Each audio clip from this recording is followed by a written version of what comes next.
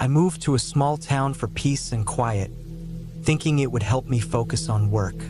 I worked remotely from my laptop, and the allure of solitude in a cabin surrounded by woods was hard to resist. Population 200, give or take, the kind of place where everyone knew everyone, or so I thought. My cabin was near a highway, but far enough back that it felt isolated. The woods stretched endlessly behind the house, thick with trees and shadows. It was picturesque but eerily quiet. At first, the silence was what I wanted. No traffic noise, no crowds, just me and my dog, Bella. Days blurred into nights as I worked and walked Bella along the narrow trails weaving through the woods. But as peaceful as it seemed, there was something unnerving about the place I couldn't quite put my finger on.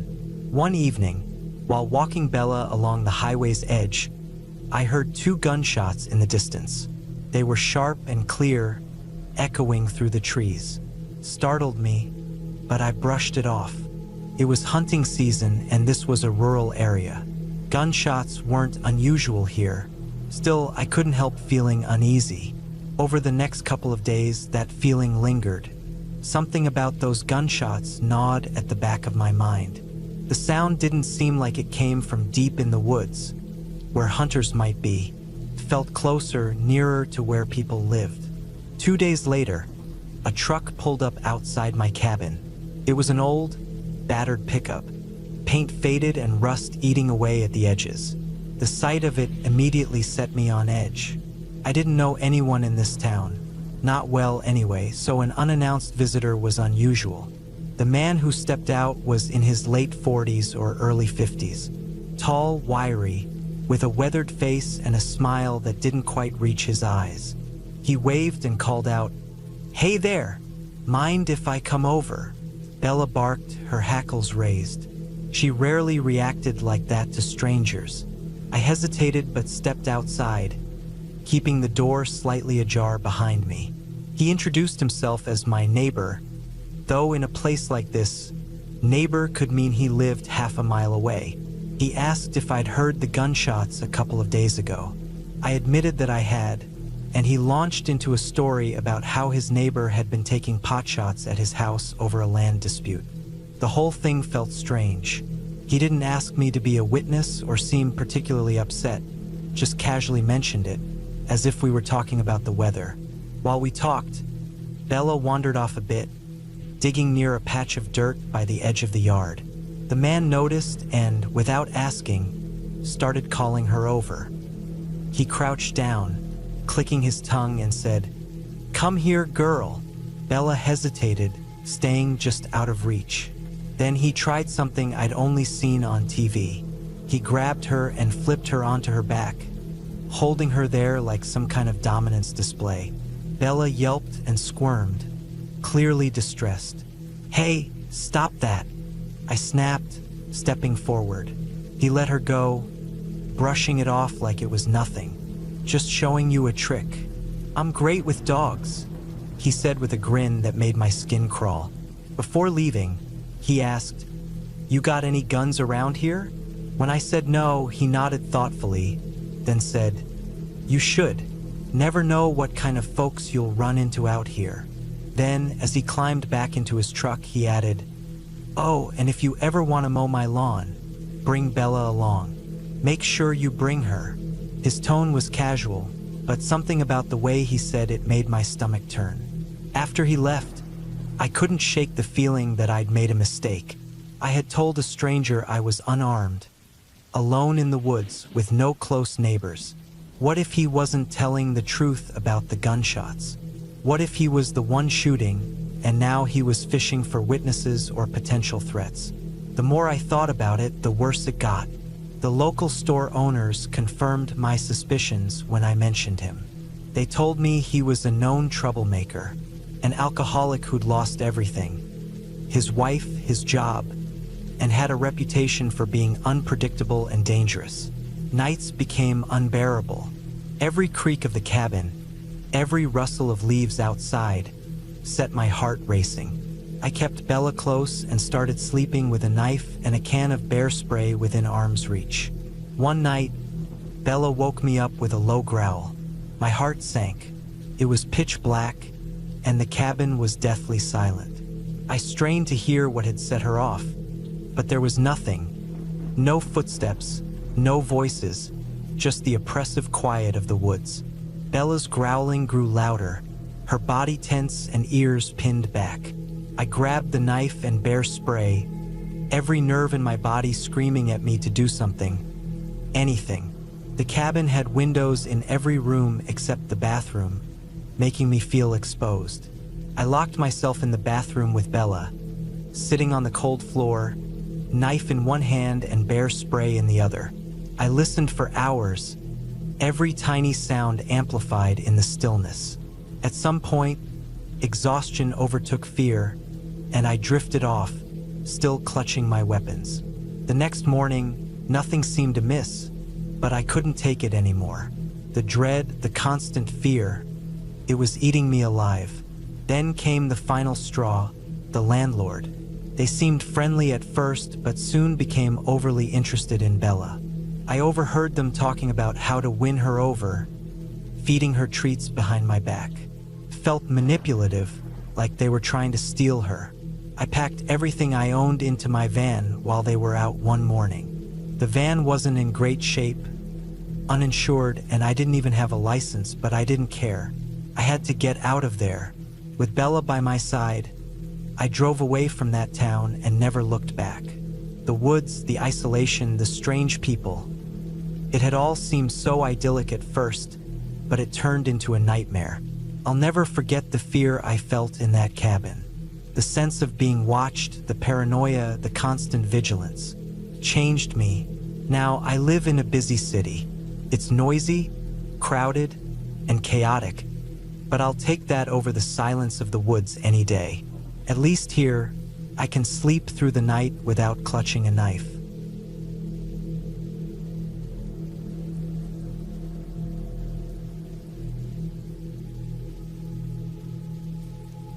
Camping is a way of life where I'm from. I live in a rural town that's cradled by mountains and blanketed by forests. Out here, camping isn't something you plan out months in advance with fancy gear. It's just what we do. Almost every weekend, even in winter, my friends and I pack up some basics, find a spot in the woods, and spend the night under the stars. We've done it so many times that it feels as natural as sleeping in my own bed. But one particular camping trip sticks with me, a memory that I can't seem to shake, no matter how much time has passed. It was late autumn, chilly but not yet bitterly cold. A group of us, about 8 teenagers between 16 and 19, had gone out for the weekend. We hiked about 5 miles deep into the forest, carrying everything we'd need for a couple of nights. The plan was simple: camp near the river, fish during the day, and swap stories by the fire at night. The spot we chose was nice enough. A clearing not far from the water, surrounded by towering pines. We set up one large tent for all of us, cooked up some dinner, and spent the first evening laughing and joking around the fire. But by the second day, my friend Matt and I decided we wanted to try a different fishing spot we'd heard about, one about a mile upriver. It was supposed to be better for trout, and we figured we'd have more luck there. We told the others about our plan, but no one wanted to move. They were comfortable where they were, and besides, the big tent wasn't exactly portable. Matt and I shrugged it off. We were used to roughing it and decided to make do with a lean-to for the night. It wasn't the first time we'd done something like that. By the time we got to the new spot, the sun was already low in the sky. The clearing we found was smaller than the one we'd left behind, but it had a large boulder we could use as part of our shelter. We leaned some branches against it, covered them with a tarp, and piled leaves on top for insulation. It wasn't much, but it would keep the frost off and the wind at bay. We built a fire a few feet from the lean-to, set up our fishing rods for the morning, and settled in for the night. It should have been perfect. Just me, Matt, the crackling fire, and the distant sound of the river. But something felt off from the start. I couldn't put my finger on it at first.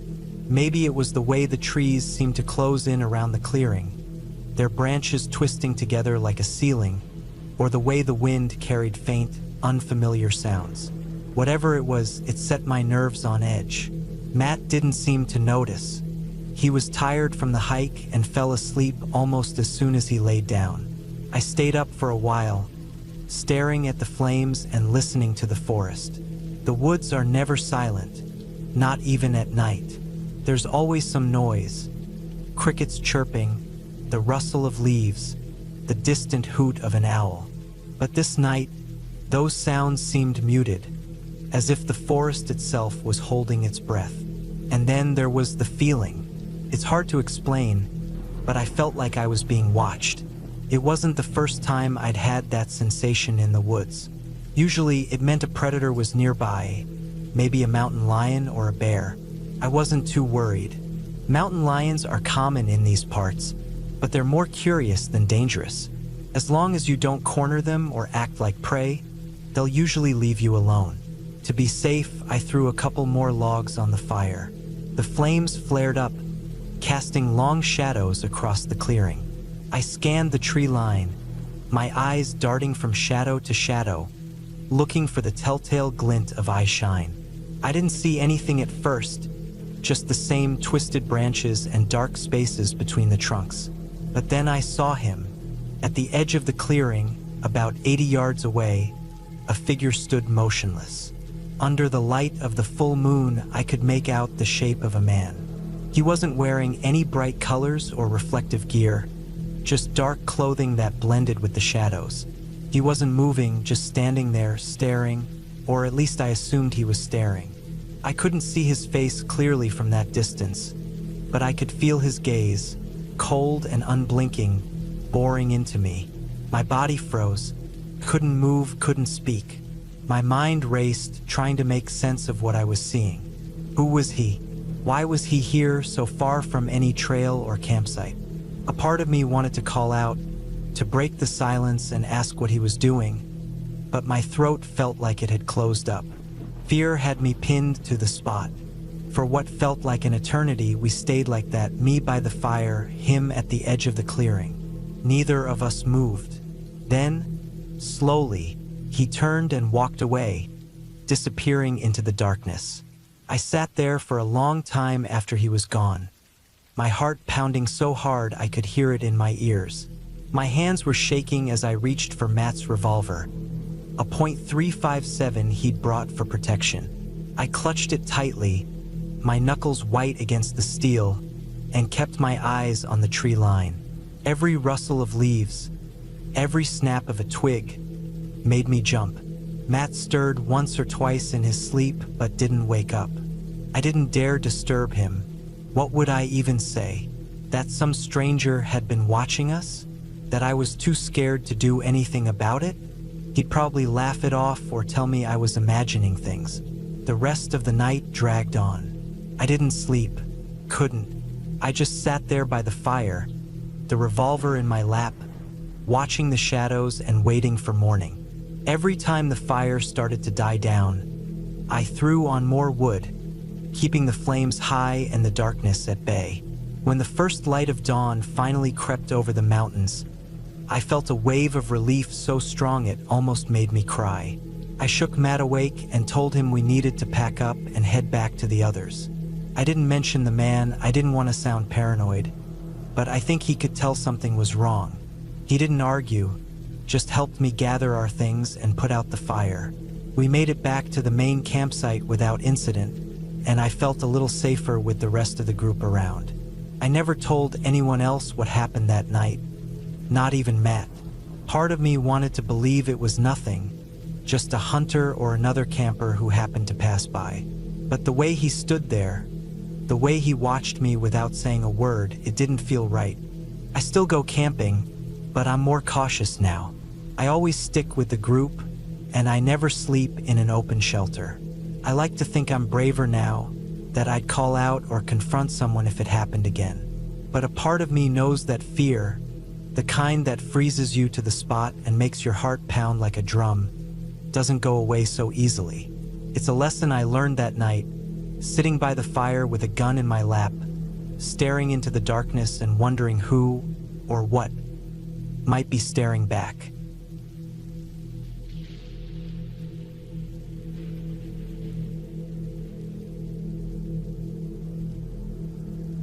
I remember the summers spent camping with my family like they were yesterday. We had our routine Virginia Beach, Assateague Island, and the one place none of us really liked, Westmoreland. But Assateague was the place we went most often, especially in the years when I was younger. It was an island, wild and untamed, famous for its wild ponies and its isolation from the hustle of everyday life. We camped near the beach, surrounded by tall, whispering trees, and just far enough from the shore that you couldn't hear the waves crashing. But the salty air was thick and alive with the sounds of nature. One summer night, we decided to camp in a more secluded part of the island, away from the usual areas. My dad set up one tent near the trail that led to the beach, and my mom pitched another one a little further into the woods. I was just a kid, still clinging to my teddy bear for comfort, and my brother was around the same age, too young to be trusted on his own in the wilderness. Our parents made sure to keep us close, setting up a small campfire between the two tents, the smoke curling up into the inky sky like a dying ember. That night, the air felt different. It had been a little too still, too quiet. We joked about how there'd be no one else for miles, no other campers, no distractions. Just the four of us, alone in the dark woods. The moon was high that night, full and bright, and the moonlight filtered through the trees, casting everything in an eerie glow. At some point, after the campfire was just a faint orange glow, I fell asleep inside the tent I shared with my mom and brother. It wasn't until the middle of the night that I woke up, not from the cold, but from the odd sensation that something wasn't right. My eyes flicked open to see my mom sitting up straight in her sleeping bag. Her silhouette was dark against the pale light filtering in from the outside, but her posture, rigid and still, caught my attention. It was strange for her to wake up so suddenly, and even stranger that she wasn't speaking or moving. I shifted, rubbing my eyes. My mom's breathing was shallow, almost like she was holding it, and her gaze was fixed on something outside the tent.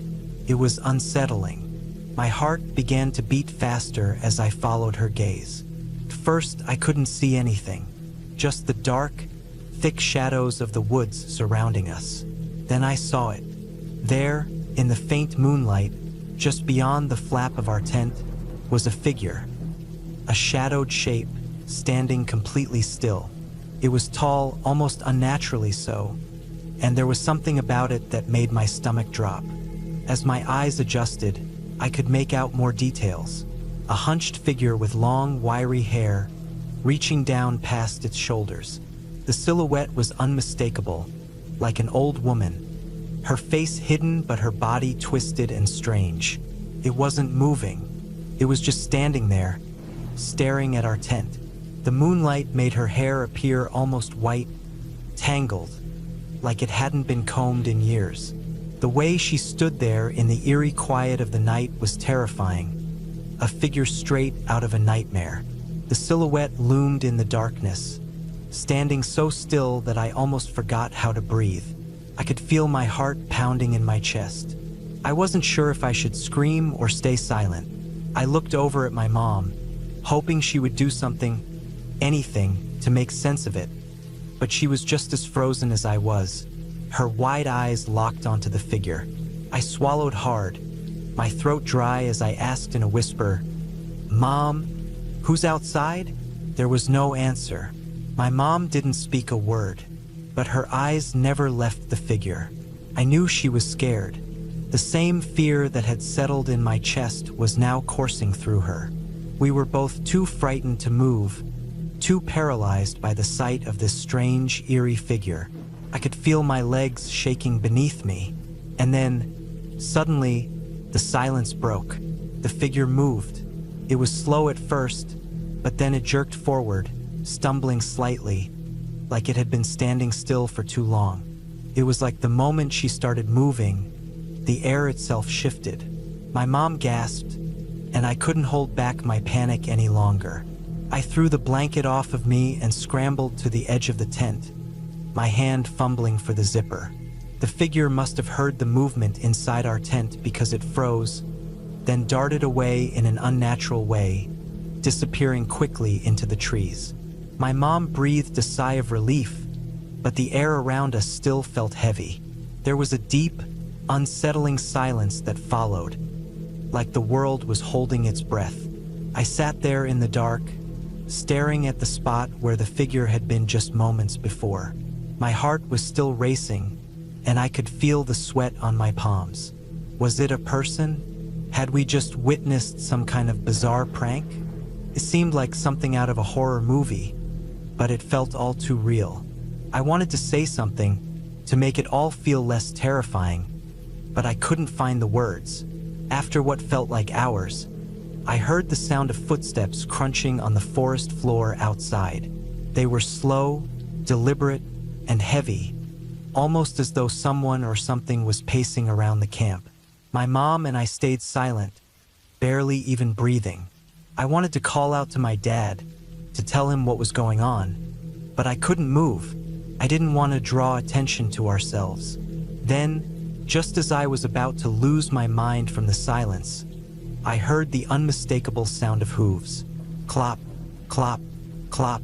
The sound grew louder, and I realized that whatever had been lurking outside was not human. My mom and I exchanged a glance, both of us wide-eyed and frozen in place. The hooves came closer, circling our tent. I could hear the sound of them moving around us, growing louder with each passing moment. My heart skipped a beat, and I couldn't help but feel a rush of terror flood through me. What was out there? What was it? Then, a sudden realization hit me. The shape, the long hair, the movement, it all fit.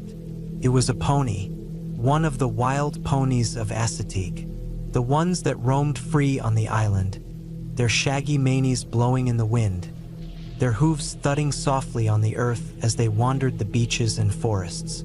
The sound of hooves continued, fading as the pony moved away, heading toward the beach as they often did in the night. Slowly, I began to breathe again, the tension that had gripped my chest loosening. As the noise faded, the night once again fell silent. We could hear the occasional call of an owl, the rustle of the wind through the trees. But the terror that had gripped me was still fresh in my mind, and I couldn't shake the image of that shadowed figure. It had been a pony, yes, but for a brief moment, I had thought it was something far worse. It took a long time before either of us spoke. Finally, my mom broke the silence, her voice barely above a whisper. It was just a pony, sweetheart. A wild one. That's all. She sounded so calm, but I knew she was still shaken. It had been a terrifying experience, one that left a mark on me. But now, with the clarity of the morning light, I understood. We had set up our tent too close to one of the pony's paths, and they had been heading to the beach. That's why we saw that eerie silhouette in the moonlight. I felt foolish for jumping to conclusions, for letting my fear get the better of me. But at the time, it had been impossible to see anything else but the terror of the unknown. The next morning, after the sun had risen and we packed up our campsite, I couldn't help but look at the spot where the pony had appeared. It felt peaceful now, the morning light bringing everything back to normal. It had been just a wild animal, not a monster, not something out of a ghost story. Just a pony moving through the woods, doing what ponies do. Still, I never forgot that night. The terror of seeing that shape, the fear that gripped me when I didn't know what was out there, would stay with me for a long time. But looking back now, with the distance of time, I understand it better. It wasn't a ghost or a monster or anything supernatural. It was just a pony. And sometimes, when you're out in the wild, things can look far more terrifying than they really are.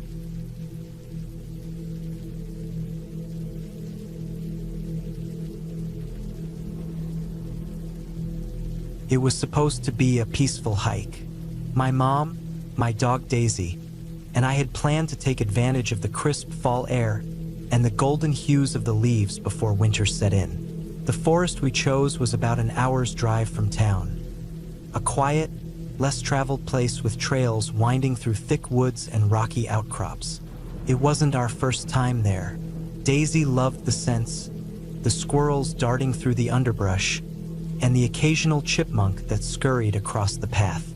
She was a sturdy dog, a mix of Labrador and something larger, with boundless energy and a nose that never stopped twitching. We parked the car in the gravel lot around noon, just as the sun climbed high enough to burn off the morning chill.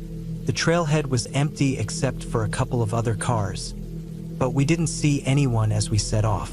Daisy was her usual self, trotting ahead on her leash, tail wagging, stopping every few steps to sniff at something invisible to us.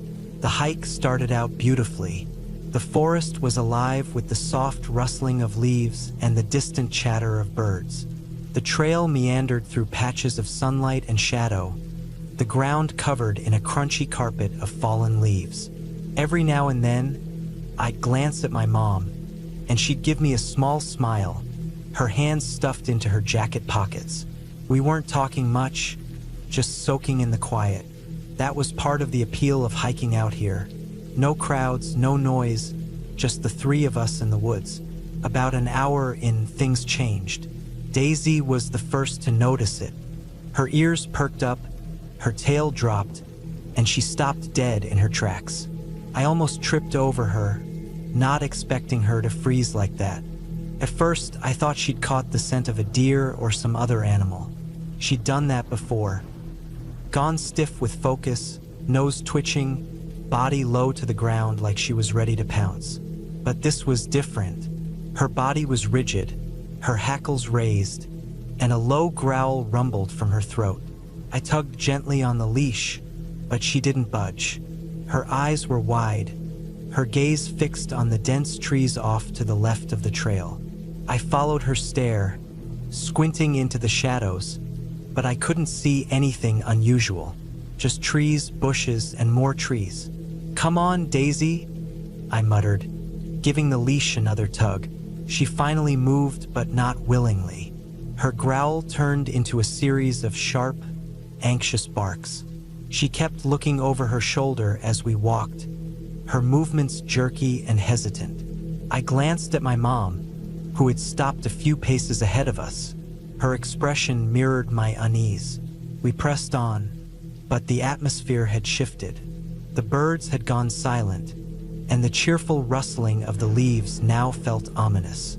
Daisy was pulling at the leash now, trying to walk faster, her head swinging back and forth as if she was trying to locate something.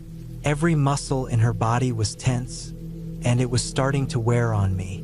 She was strong, and I had to use both hands to keep her from bolting. The trail narrowed as it climbed up a gentle slope, the trees pressing closer on either side. The air felt heavier, like a storm was coming, though the sky was clear. My mom and I didn't say anything, but I could tell she felt it too. There was an unspoken urgency in the way we moved, like we both wanted to get out of there but didn't want to admit it. Then Daisy completely lost it. She stopped again, barking and snarling, her tail tucked so tightly between her legs it was almost invisible. She whipped her head around, staring into the woods on our right this time, her ears flat against her skull. Her whole body trembled, and she lunged forward, nearly pulling me off my feet. I dug my heels into the dirt, gripping the leash with both hands, my heart hammering in my chest. "Stop it, Daisy," I hissed, though I knew she wasn't being disobedient. She was terrified. My mom turned back, her face pale. "What is it?" she asked, though I didn't have an answer. I still couldn't see or hear anything, but Daisy's fear was infectious. Every instinct in my body screamed that something was wrong. And then it hit me. A faint, acrid smell, like damp fur mixed with something metallic. It was subtle, almost imperceptible, but it made my stomach turn. I scanned the woods again, my eyes darting between the trees, but they all looked the same, tall, dark, and endless. The leash burned against my palms as Daisy pulled harder, trying to drag me toward the car. Her whines were high-pitched and desperate now, a sound I'd never heard from her before. It was the sound of pure panic. We didn't talk about it, didn't even make eye contact. My mom and I just turned around and started walking back the way we'd come. Our pace quick but not quite a run. Daisy was practically dragging me, her movements frantic. My mom stayed close, her steps uneven as she kept glancing over her shoulder. The smell lingered, growing stronger as we descended the trail. It was sickening, clinging to the back of my throat. I started to feel dizzy, my chest tightening as if the forest itself was closing in on me. Daisy's leash jerked in my hands again, and I stumbled, nearly falling. My mom grabbed my arm, steadying me, her grip firm and reassuring despite the fear in her eyes. It wasn't until we reached the gravel lot that I realized how fast my heart was pounding. My hands shook as I opened the car door and practically shoved Daisy inside. She immediately crawled into the back seat, curling into the smallest ball possible, her whole body trembling. I climbed into the passenger seat, my legs weak, and my mom slid into the driver's seat without a word. The engine roared to life and we sped out of there, the gravel crunching loudly under the tires. I didn't relax until we were on the highway, the forest shrinking in the rearview mirror. Even then, the tension lingered, an invisible weight pressing down on my chest. It wasn't until later, after we'd calmed down, that we started piecing it together. The smell, Daisy's behavior, the eerie silence. It all pointed to one possibility: a mountain lion. We hadn't seen it, but that didn't mean it hadn't seen us. Mountain lions are stealthy predators, masters of staying hidden until it's too late. If Daisy hadn't been with us, would we have even known it was there? The thought haunted me, the idea that something so deadly could be so close without us realizing it was terrifying. We'd been lucky, no doubt about it. Lucky that Daisy had warned us. Lucky that she hadn't pulled me over and bolted into the woods. Lucky that we'd made it out without seeing anything at all. I didn't sleep well that night, and even now the memory lingers. The woods, once a place of peace and beauty, now feel darker, more threatening. I still love hiking, but I'm more cautious now, more aware of the risks. And I never go without Daisy. She's my protector, my early warning system, the reason we made it out of that forest in one piece. Sometimes, I wonder what would have happened if I'd been alone that day. Would I have noticed the smell? Would I have felt the shift in the air? Or would I have been another silent statistic, another hiker who never came back? I don't know, and I don't want to find out.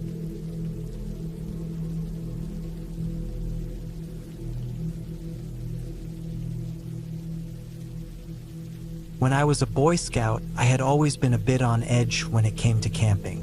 I wasn't scared of the outdoors itself, at least not entirely, but something about the quietness of the wilderness always seemed too loud, if that makes sense. Every crack of a twig, rustle of leaves, or faint call of some unseen creature would set my imagination spiraling. That week-long camping trip was no exception, and I knew it was going to test me more than any other scouting experience before. This particular trip was designed for us to earn our Wilderness Survival Merit Badge, a badge I wasn't entirely sure I even wanted. One of the key requirements was that we had to build our own makeshift shelters and spend a night in them, away from the main base camp. Just us boys out in the middle of nowhere. I knew it was meant to teach us resilience and self-reliance, but the idea of being isolated like that made my chest tighten even before we arrived. The week started off normally enough. We set up the main campsite, went over the basics of shelter building, and practiced starting fires without matches.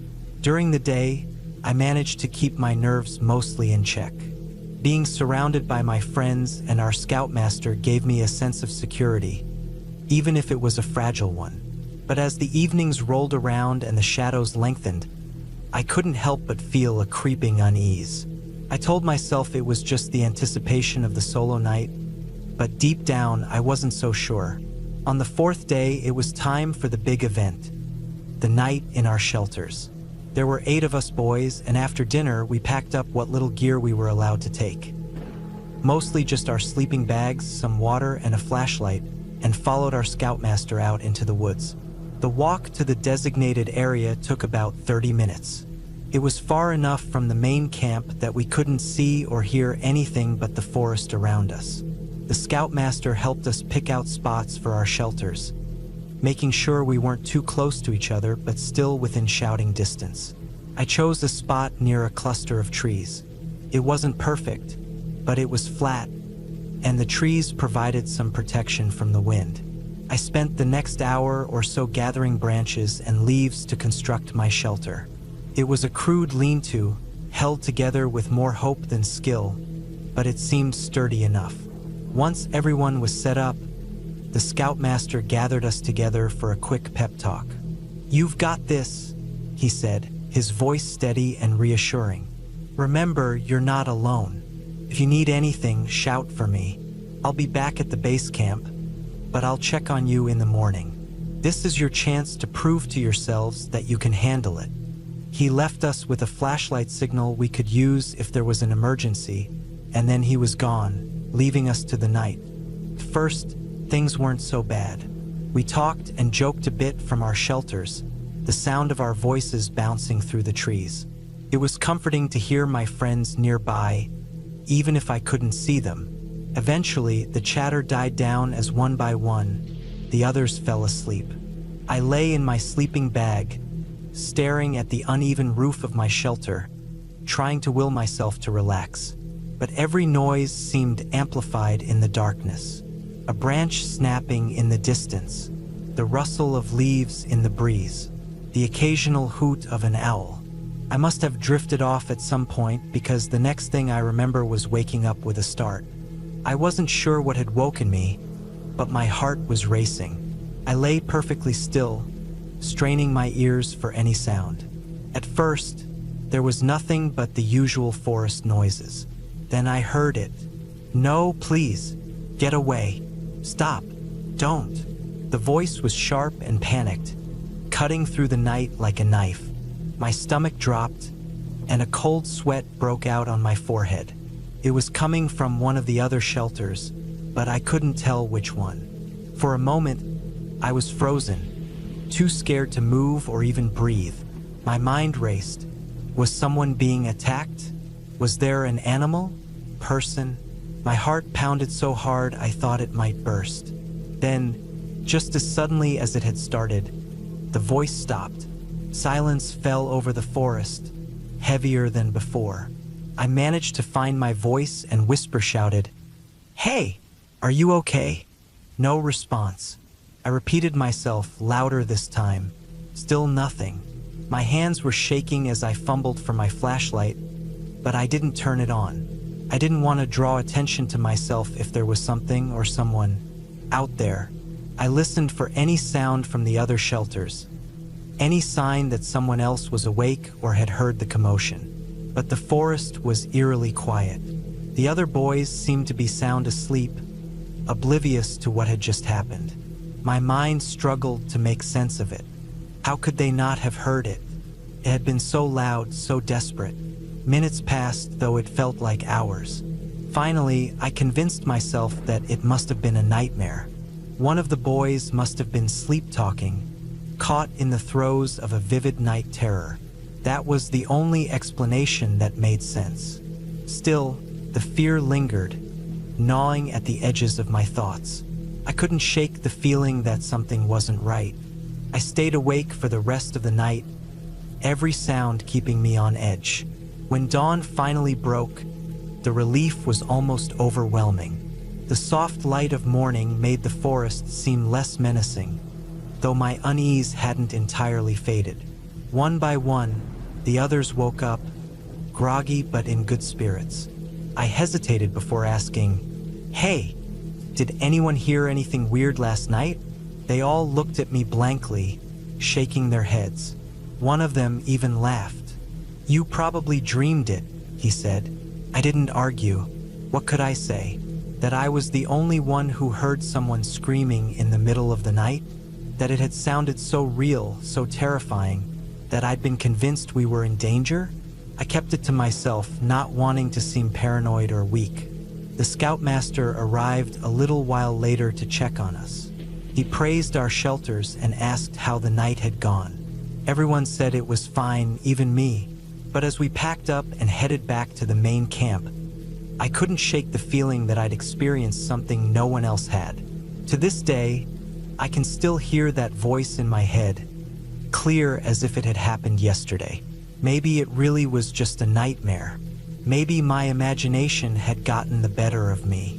But part of me still wonders, and part of me still remembers the silence that followed, the kind of silence that feels like it's hiding something.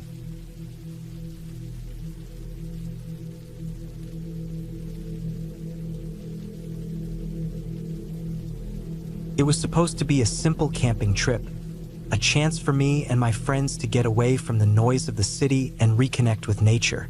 We had planned it for weeks, picking out a spot in the middle of nowhere in Arizona. We had no idea just how isolated we'd be until we set up camp. The place was beautiful, remote, just miles and miles of nothing but dusty dirt roads, cacti, and the occasional bird of prey soaring in the sky. It felt like we had the whole desert to ourselves. The sun had barely dipped below the horizon when we set up our tents.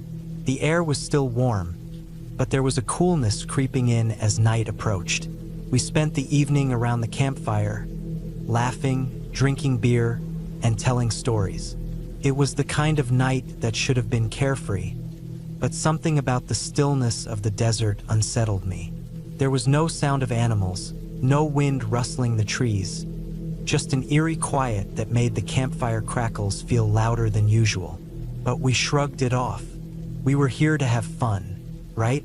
I remember feeling the pull of sleep after a few hours of talking, and I eventually crawled into my tent. The others followed suit, each of us collapsing into our sleeping bags, exhausted from the day's hike.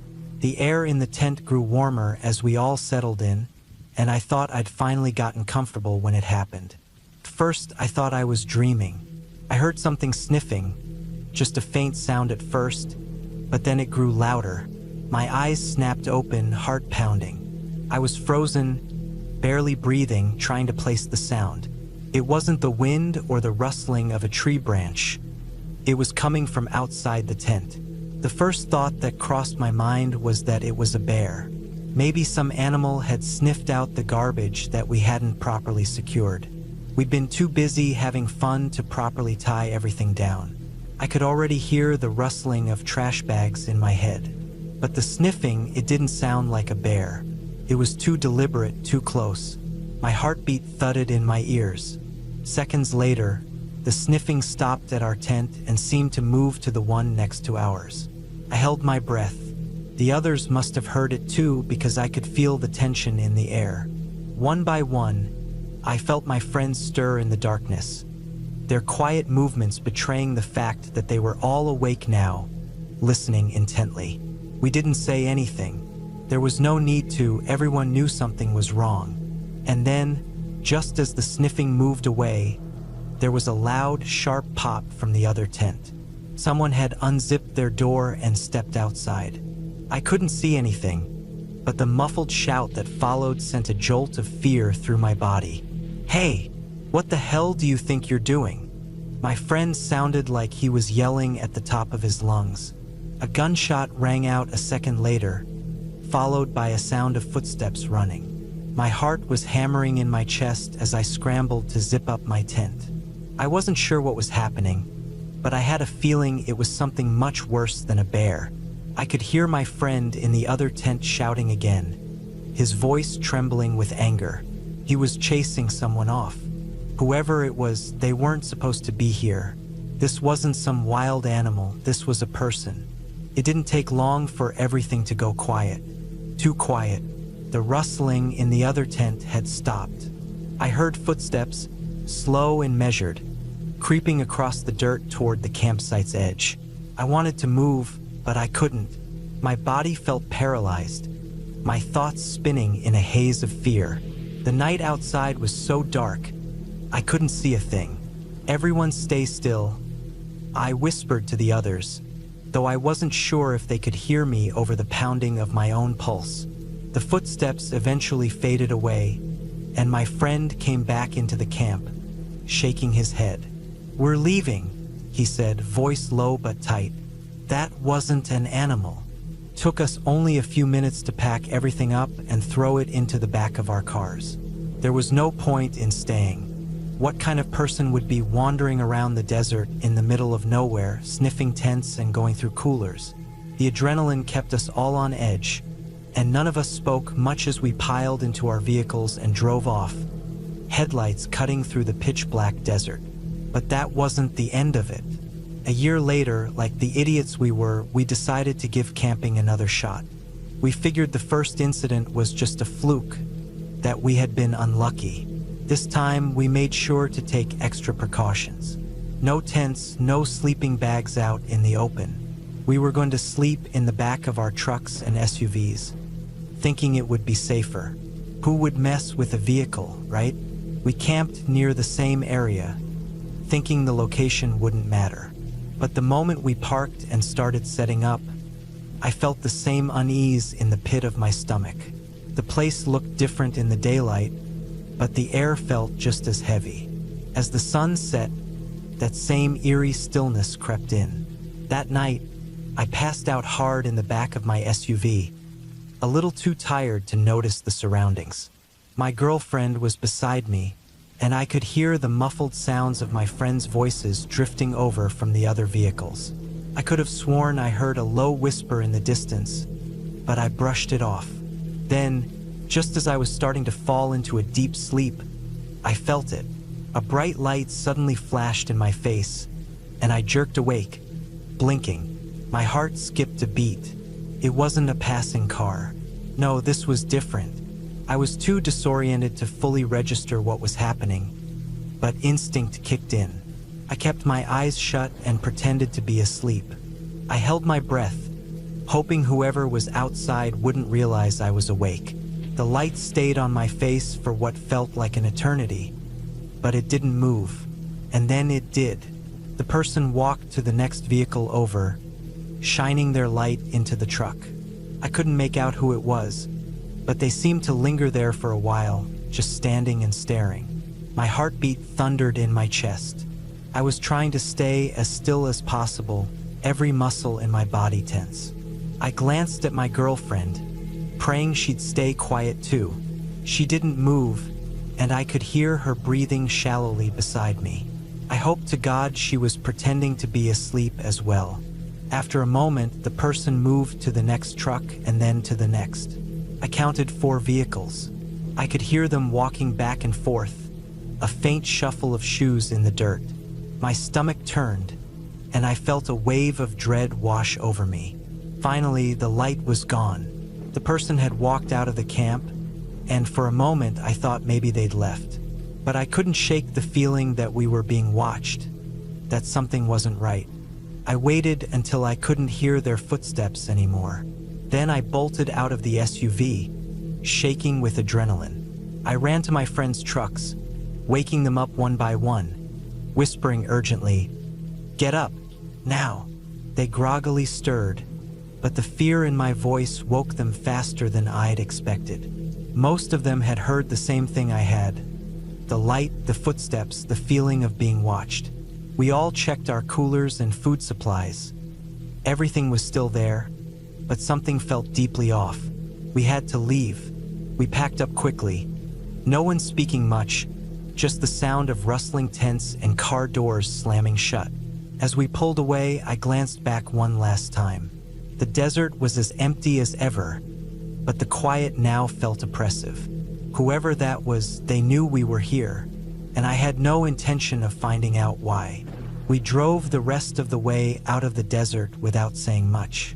We didn't need to. We all knew the truth. The wilderness wasn't as empty as it seemed. It was filled with things we couldn't understand, things we weren't supposed to meet. We never went back to that spot.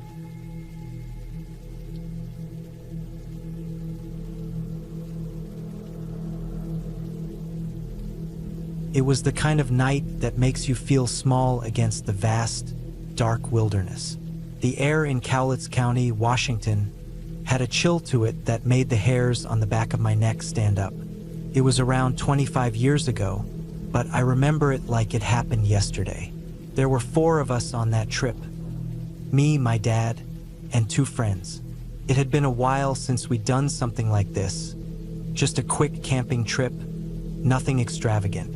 We set up our tent by a fire pit, surrounded by towering trees that seemed to close in on us as the evening went on.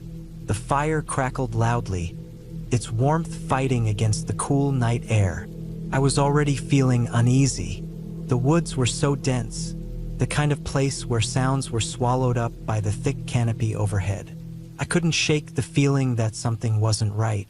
My dad, though, was the kind of guy who could fall asleep in a hurricane, so I didn't think much of it at the time. As we sat around the fire, I noticed something odd. It started small, a rock or a stick clattering into the fire. Not much at first, just a quiet disturbance. But it happened again, then again. The sounds of small objects hitting the ground and rolling or bouncing closer to the fire seemed deliberate. At first, I chalked it up to animals, maybe a raccoon or a deer. But the way the rocks and sticks landed so precisely near the fire, I couldn't shake the feeling that something or someone was doing this on purpose. I didn't say anything at first. The others were laughing, distracted by their own conversation. But the feeling of being watched crept over me, crawling under my skin like something alive. I glanced around, but there was nothing. Just shadows from the firelight dancing against the trees. Then, the first thing happened that I couldn't explain. I was holding the flashlight, scanning the woods, trying to see if anything was moving. That's when I saw them, eyes. They were high up, almost at the level of the branches, glowing red in the beam of light. Not the reflective green of a deer's eyes, but an unmistakable, blood-red glow that sent a chill through my spine. I froze, my heart hammering in my chest. They blinked, slowly, and that's when I realized it wasn't some animal watching from the shadows. Whatever those eyes belonged to, it was something much bigger. I snapped the flashlight away quickly, trying to convince myself it was just my mind playing tricks. But I couldn't forget the eyes. They felt wrong, unnatural. The air around me seemed to thicken, and the sounds of the forest around us grew quieter, like everything was holding its breath. I turned back to the fire, trying to shake off the feeling, but the unease lingered. It wasn't long before the noise started again. Small things, rocks or sticks, hitting the fire and the ground around us. Each time, they seemed to be aimed at the fire, like something was trying to disrupt it. The air around us felt heavy, and the hairs on the back of my neck prickled. I looked over at my dad, who had started to stir, his eyes scanning the surrounding trees. He must have felt it too. Eventually, the sounds stopped. Everything went quiet. My friends seemed oblivious, laughing, and joking as if nothing was wrong. But I couldn't shake the feeling that something was out there. My dad, noticing my unease, gave me a reassuring pat on the shoulder. "It's probably just some animals," he said, but even his voice sounded uncertain. We went to bed after that, but sleep didn't come easily. I kept hearing things, whispers of branches breaking, soft rustling noises in the woods, but nothing too close. I tried to block it out, turning over in my sleeping bag, but sleep felt distant. Around 5 a.m., I was jerked awake by the unmistakable sound of footsteps outside the tent. Slow, deliberate, and heavy. I held my breath, trying to make sense of what was happening. Then the smell hit. It was like a rotten, decaying stench so thick that I could almost taste it.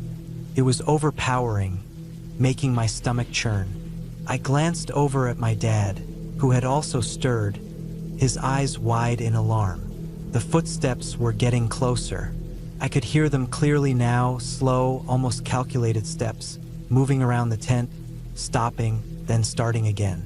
My dad sat up abruptly, his eyes scanning the dark, his face pale in the dim light that filtered through the tent. Without thinking, my dad shook the side of the tent violently and yelled, "Get the fuck out of here!" His voice was low but filled with authority, like he wasn't going to take any chances. The footsteps stopped instantly, and for a moment, everything went still. Then the smell, still pungent, still foul, began to fade, and the sound of the footsteps disappeared, leaving only the sound of our heavy breathing and the crackle of the dying fire.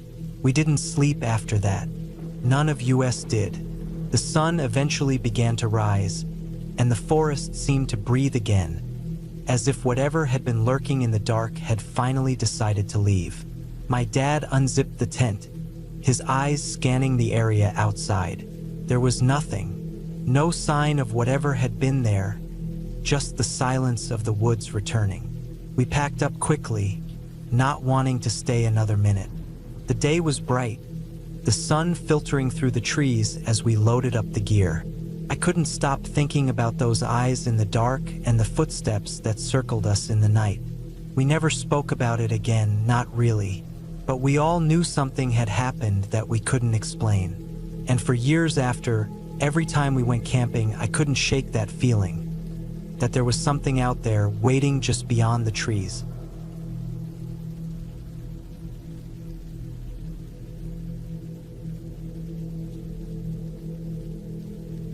That night still stands out in my mind like it was yesterday. I've had my fair share of camping experiences, but there's one that really sticks with me. It wasn't just the windstorm, the isolated camping spot, or even the strange Skittles mystery. It was the way everything unfolded, step by step, like the beginning of something bad, something you can't turn away from. It all started when my wife and I decided to go camping out in the woods. It wasn't a particularly remote area, but it was deep enough into the forest that you could feel isolated. We'd been on a few trips before, so we thought we knew what to expect. We weren't worried about the usual things like wild animals or getting lost. This was supposed to be a relaxing getaway. We set up our tent in a small clearing, surrounded by jack pines. The trees stood tall and thick, their needles whispering in the breeze. It was beautiful, peaceful. For a while, the first sign of trouble came when the wind started picking up. At first, it was just a gentle breeze, rustling the leaves and swaying the trees in the distance. But within a matter of minutes, it turned into something far more aggressive. The wind howled through the forest, whipping through the branches. I could hear the groaning of the trees as they bent under the pressure. My wife and I exchanged uneasy glances. We had no idea what was coming. By the time we finished setting up camp, the wind had turned into a full-blown storm. The trees were bending and cracking, their branches flying off and hitting the ground around us. It wasn't just a storm, it felt like the forest itself was angry. I tried to keep my focus on securing the tent, but the howling wind drowned out everything. I could barely hear my wife over the sound of the trees bending. The ground shook with each gust, and I could see the towering pines bending at unnatural angles. I've camped through some storms before, but nothing like this. I heard a snap, and a massive jack pine in front of us came crashing down. It was like a thunderclap, the sound so loud that it made my stomach churn. I grabbed my wife's arm, pulling her close as another tree began to topple. We scrambled to get out of the clearing, running for the tree line, our feet slipping in the mud and wet leaves. The wind tore at our clothes and hair, but we kept moving, just trying to stay out of the path of the falling trees. The forest was no longer a peaceful sanctuary. It was a dangerous trap. We finally found shelter behind a thick cluster of trees, huddling together for warmth. The storm raged on for hours, the sound of the wind and falling trees filling the air. I remember feeling utterly powerless in that moment. There was no escaping the storm, no place to hide that would feel safe.